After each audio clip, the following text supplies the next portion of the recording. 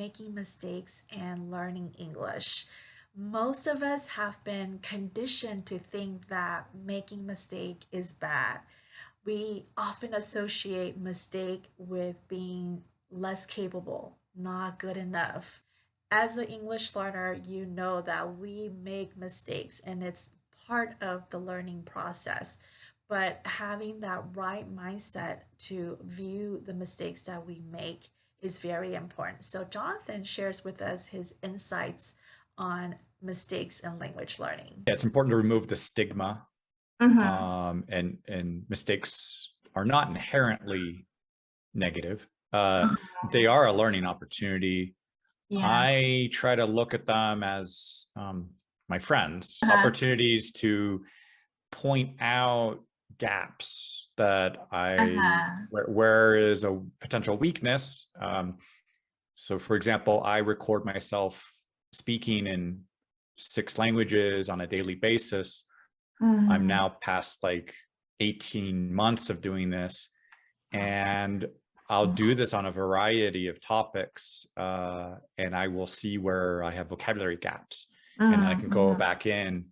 So it's a way of probing my skill or crash testing in a Mhm. way like a car manufacturer might purposely Uh-huh. crash a car to Uh-huh. test it for its weaknesses and see where it can make it more resilient, more robust. Mhm. So Mhm. um, I actually encourage myself to make mistakes, and that Mhm. kind of makes my training more rigorous, kind of like a boot Mhm. camp.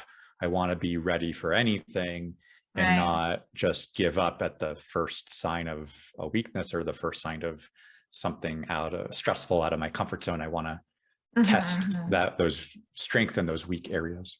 Now, this channel is dedicated to helping you speak natural and confident English, but it's easier said than done, right? When you have to open your mouth and speak English in real situations, we freak out, we have fears.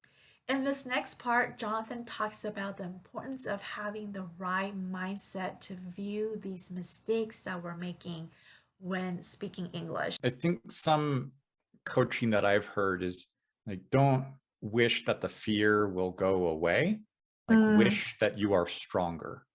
So the fears, there can be many of them, and sometimes they can go back to when we were smaller in terms of our mm, skill set, or even perhaps age.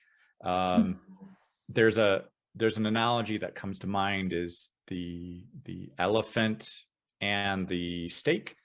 uh, So the elephant, when it's little, its leg is tied to a stake, and when it's little, it's not strong enough to break itself free from the stake. uh-huh, So uh-huh. it's conditioned to think that over the years, as it gets bigger or stronger, that it's still incapable of breaking free from the stake, even as a huge adult animal. And Uh-huh. sometimes we we let those fears also Mhm. grow as we grow, and Right. we don't quite realize, like, no, that fear I had when I was little, or the fear I had of making a pronunciation mistake when I was just learning to speak the language, that fear doesn't have to grow at the same way that our skill set does. We have to Mhm. realize that, no, my skill set Right. has overcome that limitation from the past. Right.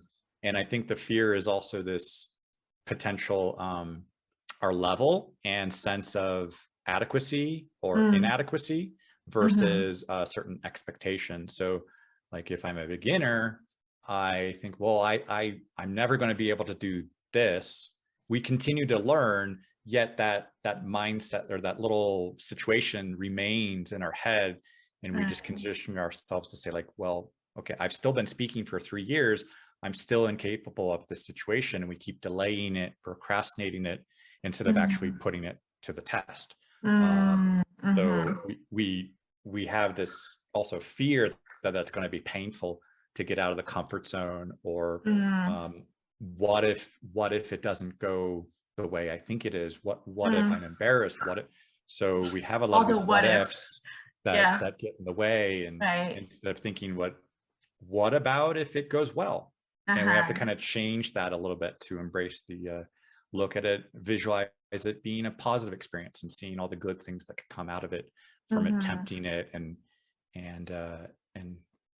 so sometimes we run away from a situation out of fear, like we don't want Mhm. to experience some pain, we Right. don't experience some discomfort, or Mhm. um, but this mix of realize that that elephant has gotten big enough to break that chain or that rope. Right. We have to give ourselves these opportunities to say like, Mhm. no, yes, I can break that. I am stronger. My skill set Mhm. is bigger. I've witnessed this even for myself with Spanish. I Mm, bought some mhm. books Uh-huh. 20 years ago when I first came to Mexico. Uh-huh. And I still stay with that experience of like, oh, this was difficult. My Spanish at the time was only about 5 or 6 years. And now my Spanish is definitely like, I don't know, 26, 27 years. And I look at the book and I'm like, oh, that's easy.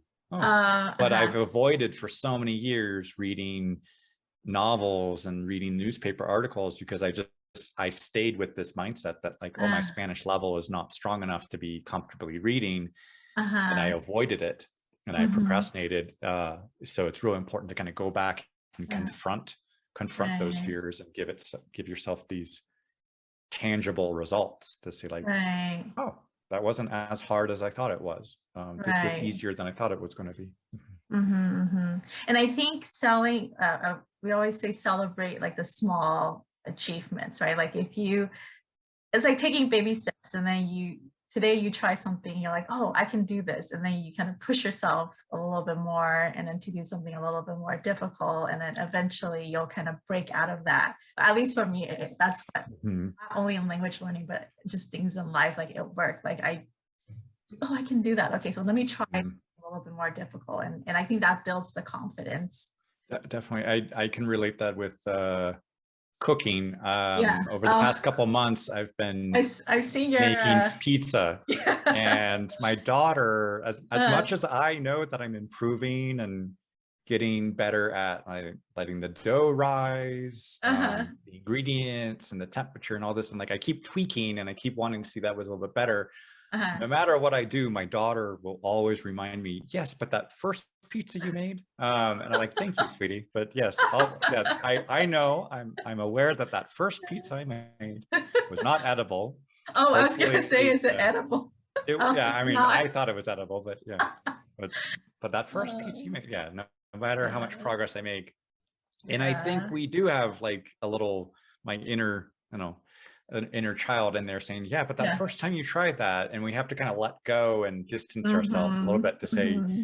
yes, but I am making progress. I am getting better, and Right. like let that voice kind of just fade a little bit, so we don't Yeah. let that voice get bigger and bigger. Mhm. Yes, yes. You're right. You're right. Because there's always that voice that comes out and say, "Oh, but Mhm. you made this mistake, or you said something wrong." We are our worst inner critic, and I know, right? I I also enjoy listening to interviews with actors, and some of them who refuse to watch their own works because Uh, they will note, oh, in that scene I could have done better, or like uh-huh. people around the world will praise them and say, oh, that was excellent performance, and but Uh-huh. them looking at their own performance, they're just This. critiquing everything, Yeah. and so it can be too painful for some Uh-huh. people to